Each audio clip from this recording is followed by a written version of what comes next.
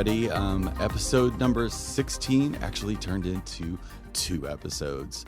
It's a beautiful story. Just enjoy. You'll totally get it. And we'll see you on the other side. Hello, and welcome to episode number 16 of season 3 of Empowered Podcast. I am one of your hosts, Michael Abney. And I am Marilyn Egan. And here we are again, number 16. Seems unbelievable. But like we said earlier, I simply look forward to these every day that I get up, that I know I'm coming here. It's so exciting. And I get excited about the people that we are having as guests today. Yes, all these wonderful people in our community that... Yes, they're amazing. Connecting. Right here in Yes. St. Louis. Right. We are very blessed to have. And I assert that they're in your community wherever you're listening to. Right. They're in your community too. We're everywhere, but it's just this it's this reunion or coming together that is amazing to be a part of. Right. And yeah, so it continues today. And whatever happens here happens everywhere. So today we have a very special guest, Meg Berry. And Meg, I'm actually going to let you start by just telling a little bit of your story of how you started on this journey and how this serves our community. Sure. Well, thank you, first of all, for having me here today. It's a real honor and lovely that we're recording this right before Thanksgiving. So yes. that's really sweet and really wonderful. But a little bit of background for me is I think one of the things I like to start with is just, with my background, I had what people would call a spiritually transformative experience at the age of 21. I'm 52 now. Yeah. So about 31 years ago. And I would say that I was just grew up in a Catholic faith community, family, great childhood, things like that. And I had this transformative experience, which then, like many others, opened me to what I would call other intuitive experiences. So this is something that was not in my wheelhouse, and did not know anything about those things, although my family was quite spiritual. And it was a little frightening for my family. I was the youngest of 7 kids and things like that. So I kind of kept it low. But after that, I got married, had children, things like that. And so it was part of our family's life, like my kids and my husband. They were all aware that I would have these experiences, so intuitive experiences. They came through more like, visions, some clairvoyance, clairaudience. And I'm saying this because it would happen, I would say, maybe 6-7 times a year. I'd have some sort of, either mediumship experience or something like that. Yeah. So if you fast forward to February of 2017, I was the co-owner of a local inspirational boutique and gathering place, dedicated to kind of spirituality, but also just inspirational well-being, things like that. And I was given a vision early one morning that kind of rocked my world. I remember waking up and being quite moved, quite emotional and things like that. And what happened was my husband and I, in this vision or dream, were traveling along in a car.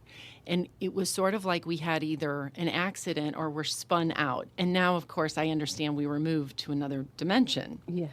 There was no injury or anything like that. And we were now in this other space, and we began walking along the road because our vehicle all of a sudden was just gone. And some dear friends of ours came down a path in a golf cart and said, oh, wonderful, you're here.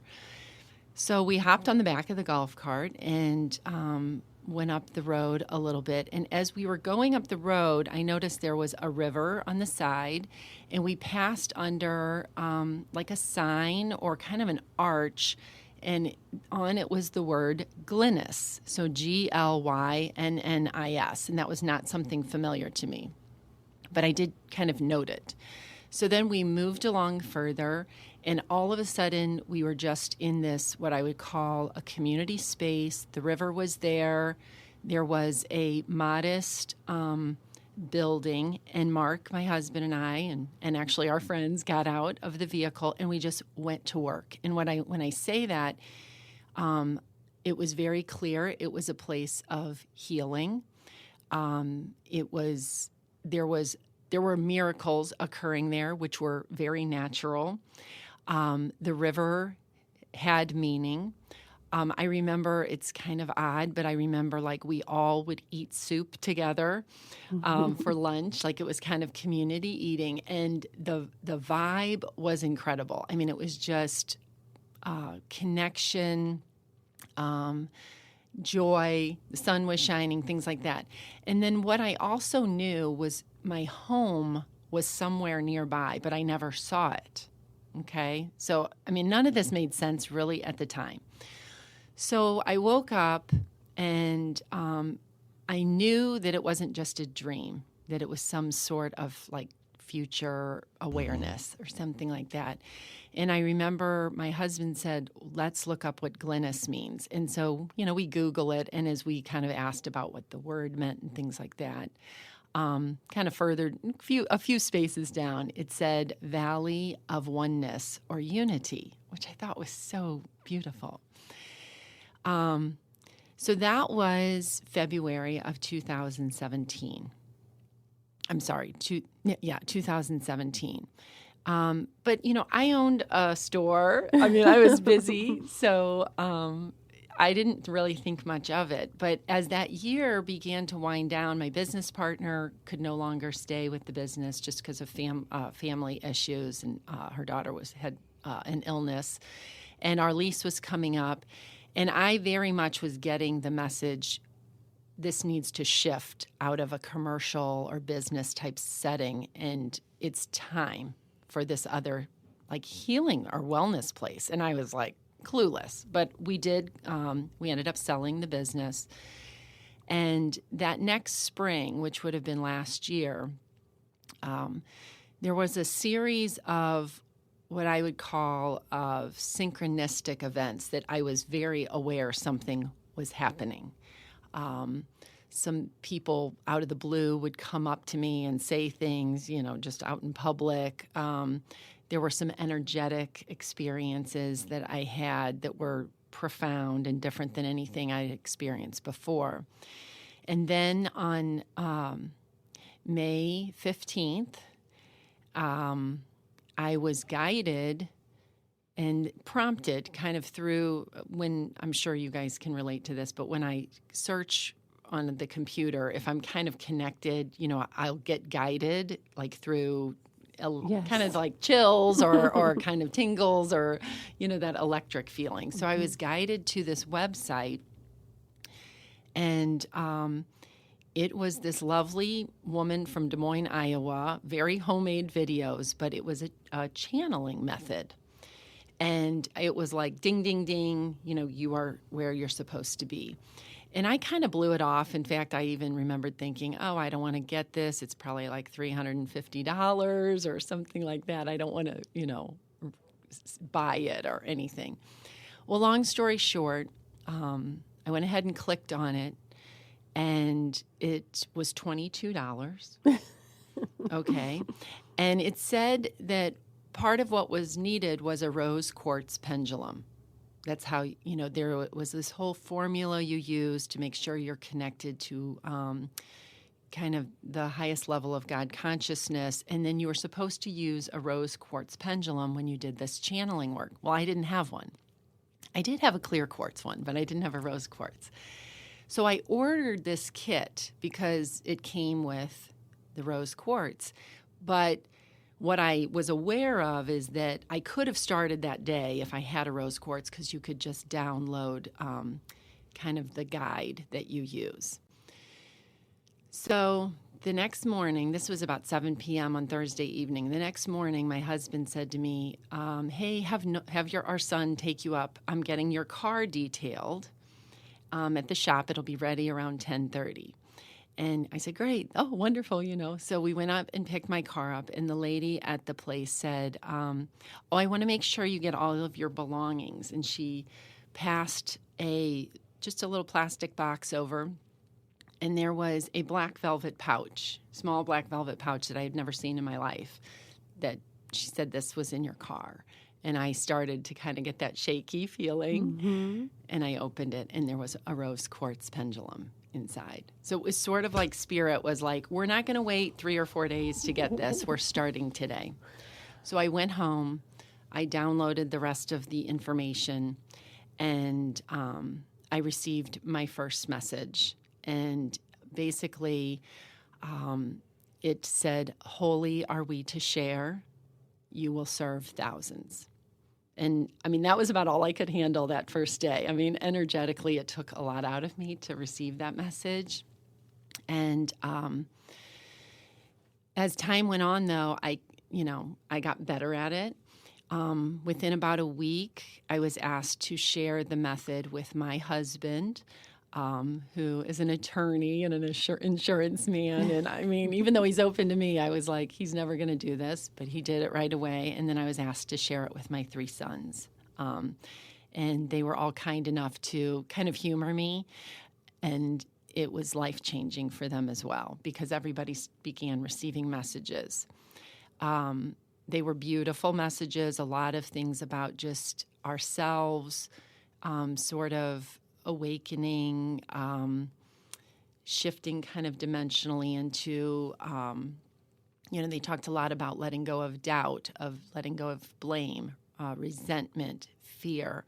Talked a lot about sun water, how we should put water in a glass jar and leave it in the sun for a number of hours, that this would work with our DNA. So there was a lot of science going on. And there was, these were all things that made, they didn't make any sense to me, but we did follow everything, because everything was very sweet, beautiful. They, no message was asking us to spend a lot of money or do anything. And so we began following it all. And within a couple weeks, we started getting messages that there was a property for sale that we were to purchase near us. It was on, I remember they called it the River Merrimack, which around here we call it the Merrimack River. So I thought that was funny. A side street. They talked about winter. They talked about park, valley. So I kind of got confused and didn't know if it was like Valley Park, which is a little community near here. There was some confusion, but there were definitely all these words. And one of the things that was really kind of evidential for us was they said the property was underneath or under a quiet karst, Karst. And I kept thinking, I'm getting the spelling wrong. And I even thought, do they mean like a car lot? Or because I did not know what that word karst meant. It was meaningless to me. And then my husband, one day we were driving, and Mark says, I kind of feel like that might be a word. We'd look it up on Google. So I looked it up, and sure enough, it means limestone rock formation. And it turns out Missouri is covered in this. Oh. And so I knew somehow that was meaningful. It has something to do with being near rivers, things like that. And all of a sudden, it's all making sense. So on, I think it was June 15th, or around there, lo and behold, we were looking with a realtor at different properties that were on rivers. And all of a sudden, I had looked every day on the real estate, sites. And all of a sudden, there was this property that showed up. And as I opened the listing, it was right on the Merrimack River and not too far. It wasn't way out in the country. It was pretty close to our community area, our city area. I opened it, and the photos that they have under there showed this huge old outdoor fireplace. I mean, massive. I don't know, 50, 60 feet tall. And it was obvious, like maybe the surrounding building had either, burned down or gone away somehow. And it looked very old. Well, those of us that have some connection with energy or maybe a little bit of feng shui or something like that are aware that the stove is the energy center in your home. And this was also evidential for me because on Easter, just probably two months earlier, my husband and I had experienced on Easter morning, all our children were traveling. They were visiting my other son in Austin, so it was just the two of us. And when we woke up that morning, we were hosting our family, so there was about 30 people coming, extended family. And when we woke up that morning and went out into the kitchen to get ready for, the festivities, our stove was all lit up. It was warm. Every light was on, and the oven part was locked. And so we couldn't figure out what was going on because, we knew it had not done a self-cleaning cycle because, the odor that comes with that. There was no odor, and it was just warm, and everything was locked. But every light, it looked like an airplane, like what a pilot would be looking at. Well, we didn't really know what to do with that, except I told people that they needed to bring their food already cooked because I couldn't get in my oven. But when my brothers came over, they said, "This is so strange. Your stove had an energy surge, but nothing else was affected." And Mark and I looked at each other because we knew something was going on. I had enough awareness about what a stove meant. There was just something with that. So when we saw this property that had this massive stove on it, everything started clicking. So, long story short, we went out to this property that was 10 acres right on the river, and I could see the vision of Glynis there, even though it was, way overgrown. It was wooded at this point. There were some foundations of old cabins there.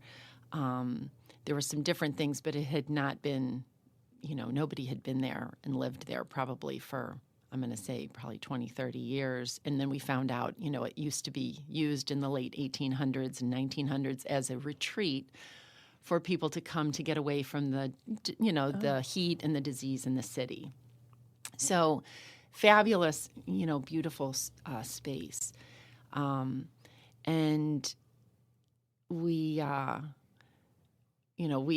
really hesitated about purchasing. We weren't in a place to do this. We knew to develop the property would cost a lot and things like that. So we kind of went back to, in our messaging, and basically said we felt we couldn't do it.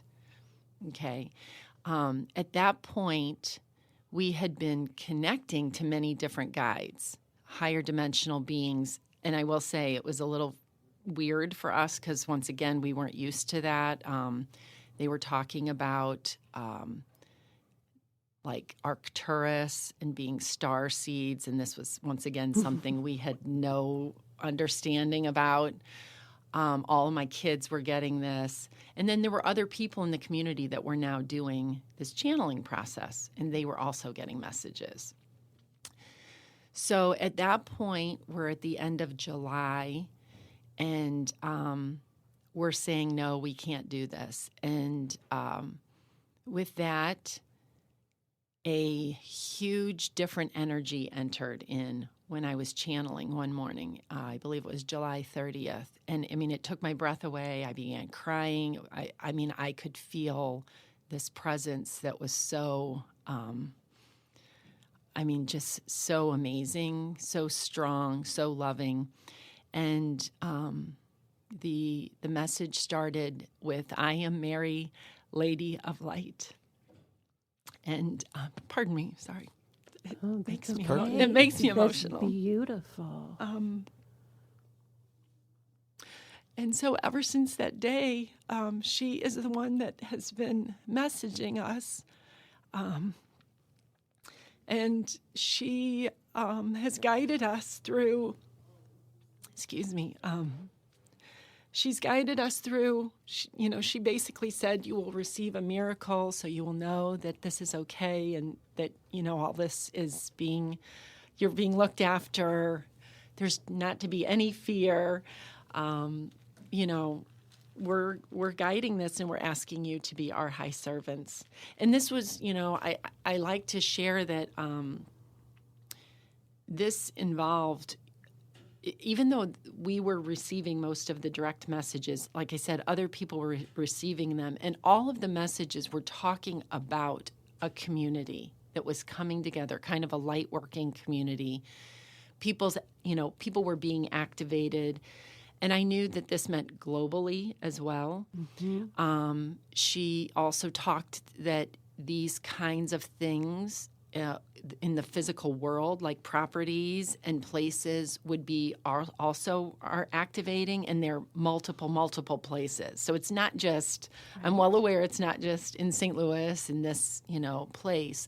I do think this Glennis and this property is kind of a hub in our area. Mm-hmm. I know it connects to other places and things like that. We did receive a miracle in France, so that was in early September because we were still hesitating about purchasing the property. We were in a cathedral.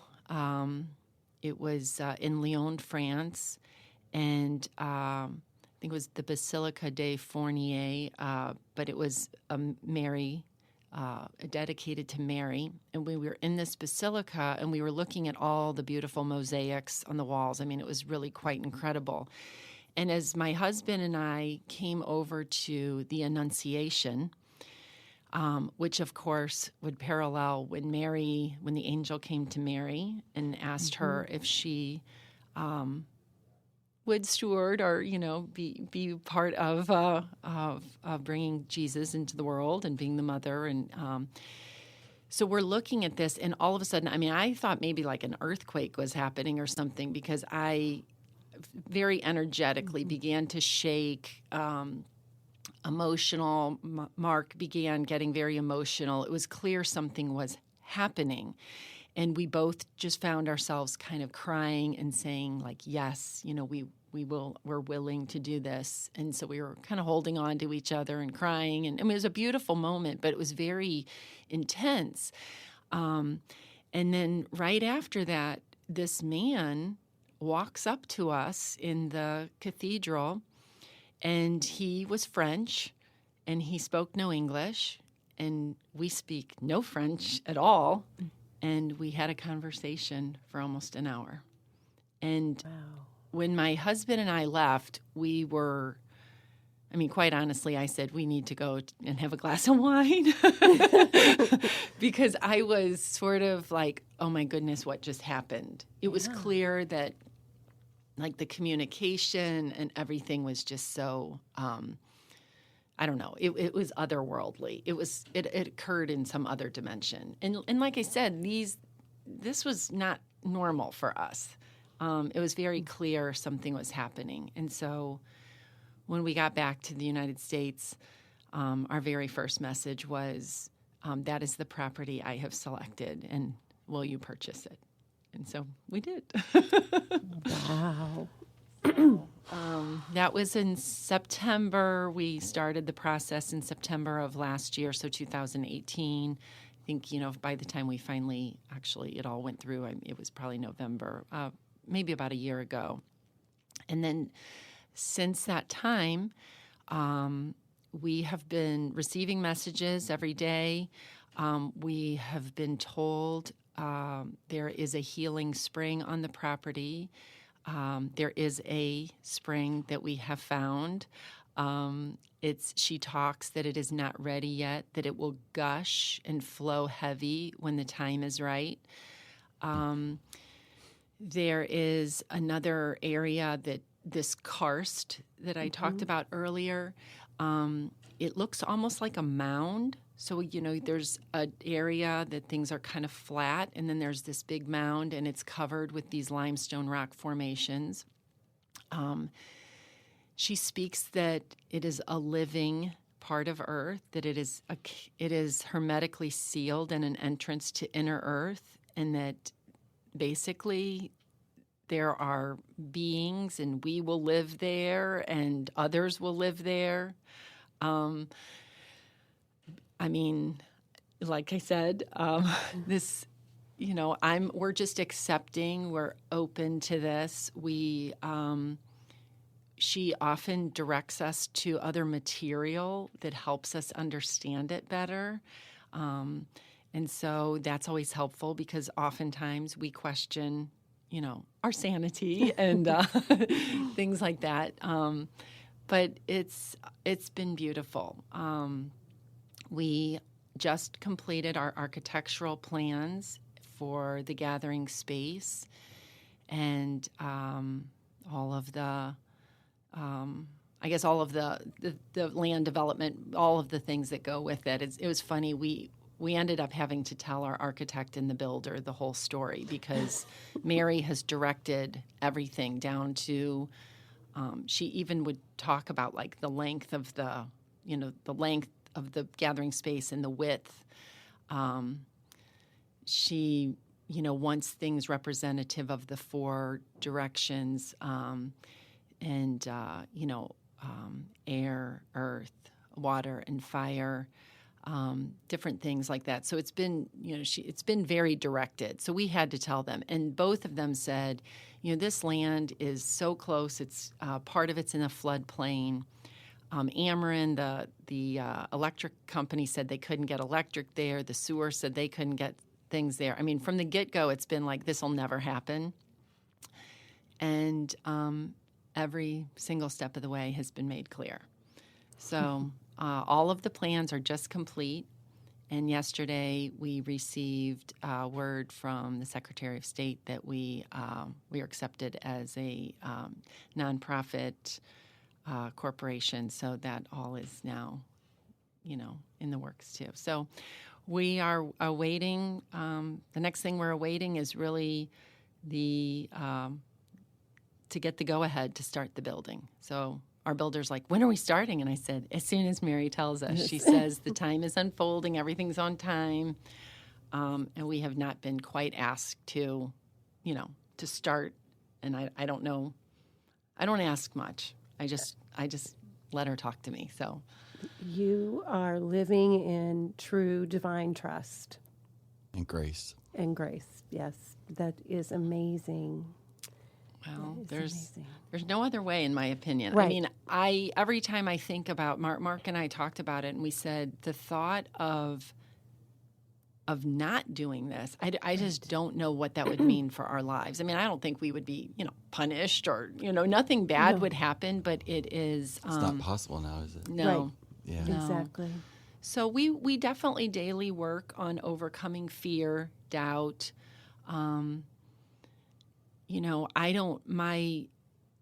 I know that we are being asked to message about this to everyone because everyone is invited into this. This is not something special that's happening to Mark and I. I do think she probably thinks, well, there's two people that are somewhat willing, so maybe that's one of the reasons we've kind of been selected on the front end. But we're to share it with others and invite anybody in because the channeling process is available to anybody else. Mm-hmm. And I know other people, they receive messages, maybe automatic writing, simply in meditation, visions, dreams, whatever way. This is happening now. We know there's some event coming for our planet. Mm-hmm. I would say it's an awakening that we are moving into a higher dimensional reality. I'm not completely sure what that looks like and what the time frame is. I feel, as everybody jokes, we often get, oh, it's happening soon. 2020 does seem to be something meaningful. I don't know if it's the connection with the clear vision, 2020 vision or something. I don't know if it's like a cosmic cuteness or... You don't... That was our podcast prior to your podcast. Is talking about 2020. Oh, yes. really? Oh, okay. Yeah. How great. Yeah. So I'm very, we're just kind of open and receiving, but it certainly seems that this is occurring. And like I said, people are being activated, the earth is being activated in ways that I don't think that we realized. So it's it's been great.